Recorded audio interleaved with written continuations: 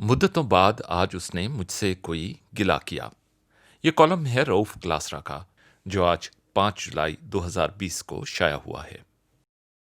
कभी कभार आप कोई ऐसी तहरीरें पढ़ लेते हैं कि पुरानी यादें हमलावर होती हैं। आज गैर मुतवक्के तौर पर बादलों की घन गरज से आंख खुल गई। बारिशें इस्लामाबाद में होती रहती हैं, लेकिन बादल कभी कभार गरजते हैं। बादलों की गरज में अजीब सी कशिश महसूस होती है। लोग गरज से कांप जाते हैं, लेकिन मेरा बादलों की डरावनी आवाजों के साथ अजीब रोमांस है। बादलों और बारिश से गांव की दोपहरें याद आती हैं, जब मानसून में बादल गरजते और बारिश बरसती, प्यासे खेतों की प्यास बुझती, हम बच्चे नंग धड़ंग बाहर बारिश में नहाते। शाम को पूरे गांव के ऊपर काले बादलों में छुपे आसमान तले तंदूरों में सफेद धुआं उड़ता, जो दूर तक लकीरें बनाता जाता। गांव के कोने में ढलवान पर बारिश का पानी तालाब की शक्ल इख्तियार कर लेता, जहां से अचानक मेंढकों के टरटराने की आवाजें अजीब सा समा पैदा कर देती। हर शय धुल जाती और खूबसूरत लगती। दूर तन्हा दरख्त भले लगते। परिंदे अपने गीले परों से बारिश के कतरे उतारने की गरज से परों को फड़फड़ाते तो उनकी आवाज कानों को भली लगती। रेतले टीलों पर बारिश के बाद गीली मिट्टी के जर्रे पांव को मसाज करते महसूस होते। टीले की ऊंचाई को झूलों की तरह इस्तेमाल करते हुए नीचे लढ़कते जाते और पूरा जिस्म मिट्टी से लथपथ हो जाता। रात को जब घर लौटते और मिट्टी बदन पर खारिश पैदा करती, तो तंग होकर फिर नलके पर नहाना पड़ता। अम्मा अलग डांटती। यार दोस्तों का एक गौल होता और हम होते। अंधेरा फैलते ही घरों का रुख करते, जहां तंदूर में लकड़ियां जल रही होती। अम्मा ने बारिश की वजह से हांडी नहीं पकाई होती थी। उस दिन का सालन बैंगन का भुर्ता होता। अम्मा बैंगन तंदूर में अंगारों पर रखकर भून लेती। गरम गरम निकालकर उन्हें छीलती जाती। बहन मिर्चें और प्याज काट लेती और इन्हें खूब मिक्स करने के बाद घी और ऊपर लीमू निचोड़कर गर्म उतरती रोटी के साथ हमें दिया जाता। दुनिया भर में बहुत सालन खाए, लेकिन तंदूर के पास अम्मा के हाथ का बना हुआ बैंगन का भुर्ता ना भूला। बारिश में खेलते खेलते पूरे गांव का चक्कर लगा आते, लेकिन उस वक्त गांव था ही कितना। इधर निकले और उधर खत्म। अब जाएं तो पूरा दिन गुजर जाए, लेकिन फिर भी गांव खत्म न हो। इस बरसती बारिश के मौसम में शाहिद सिद्दीकी साहब का शकील आदिलजादा और सबरंग पर लिखा गया कॉलम पढ़ा और तादेर गांव की यादों में खोया रहा। सबरंग से बहुत पुराना ताल्लुक है। इन पुरानी यादों को जेहलम के दो भाइयों शाहिद गगन, अमर गगन और उनके वालिद शाहिद हमीद साहब ने जगाया है कि सब रंग फिर दमक उठे हैं। बहुत कम लोग होते हैं जो अपनी जिंदगी में ही लेजेंड बन जाते हैं।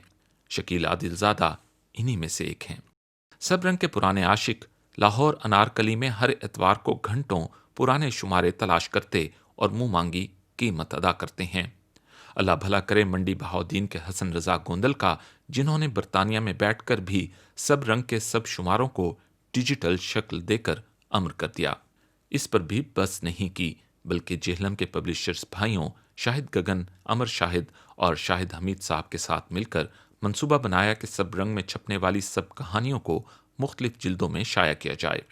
अब मुश्किल मरहला था कि शकील आदिलजादा को कैसे राजी करें कि वो लाहौर, कराची और इस्लामाबाद के पब्लिशर्स को छोड़कर सेंट्रल पंजाब के एक दूर दराज शहर जेहलम के दो भाइयों पर भरोसा करें। जो शकील आदिलजादा को जानते हैं, उन्हें बखूबी इल्म है कि वो हर बात पर कंप्रोमाइज कर लें, लेकिन मेयार पर नहीं करते। मैंने शाहिद गगन को कहा कि शकील भाई से कहें कि सब रंग अब शायद ना निकले, लेकिन कम अज कम वो किताबी शक्ल में नया नावल तो लिख सकते हैं। दुनिया भर में नावल किताबी शक्ल में छपते हैं। शकील आदिलजादा न सिर्फ राजी हो गए, बल्कि पहली जिल्द सब रंग कहानियां के नाम से छापी है। यकीनन पाकिस्तान में दीगर इदारे भी अच्छी किताबें छाप रहे हैं, लेकिन जो मेयार इन कहानियों और बुक कॉर्नर का है, वो शायद आजकल मुश्किल से कहीं मिले। गगन शाहिद बताने लगे कि जब सब रंग कहानियों की पहली कॉपियां शकील आदिलजादा साहब को भेजीं, तो उन्हें यही डर लगा रहा कि कहीं कोई गलती ना निकल आए, क्योंकि उनका मेयार बहुत ऊंचा है।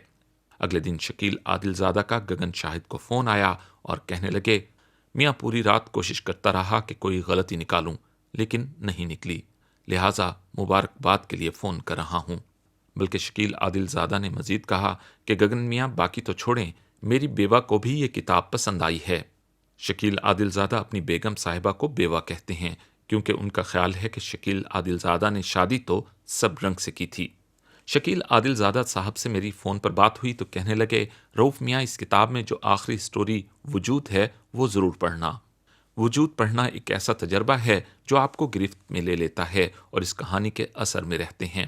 اگرچہ کتاب ہر لحاظ سے مکمل ہے، لیکن میرا خیال ہے کہ ہر کہانی کے ساتھ عظیم آرٹسٹ اقبال مہدی اور انعام راجہ کے شاہکار سکیچز اور ذاکر کے سر ورک کے بغیر سب رنگ ادھورا رہے گا۔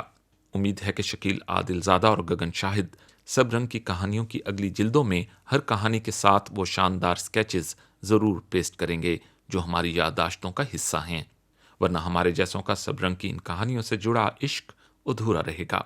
شاہد صدیقی صاحب کو کال کی، کچھ عرصے سے رابطہ نہ تھا۔ ان کا سب رنگ اور شکیل عادل زادہ پر کالم پڑھا تو رہا نہ گیا۔